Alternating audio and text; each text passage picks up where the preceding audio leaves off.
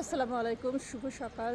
আমরা অনেক সময় চিন্তা করি যে আমাকে ছাড়া ওই কাজটা হবে না, বা আমাকে ছাড়া আমার পরিবার চলবে না, আমাকে ছাড়া আমার সন্তানরা থাকতে পারবে না। তো এই ধরনের চিন্তা ভাবনাগুলো যে আমাদের কত ভুল সেটা চোখে আঙ্গুল দিয়ে দেখিয়ে দিয়ে গেল ইরানের পররাষ্ট্রমন্ত্রী।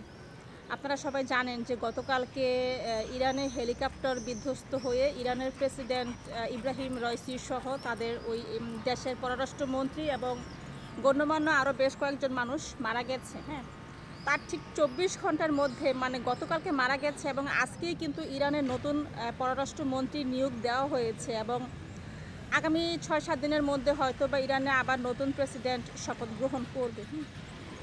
তো এইটা ভাবার কোনো কারণ নাই যে আমাকে ছাড়া দেশ চলবে না, রাষ্ট্র চলবে না, সমাজ চলবে না, আমাকে ছাড়া আমার কোম্পানি চলবে না, আমার পরিবার চলবে না, আমার সন্তানরা থাকতে পারবে না বা ও আমার জীবনে না থাকলে আমার জীবন চলবে না, আটকে থাকবে, আমি বাঁচবো না। এসব কিচ্ছু না। বিশ্বাস করেন, প্রকৃতি তার নিজের নিয়মে চলবে।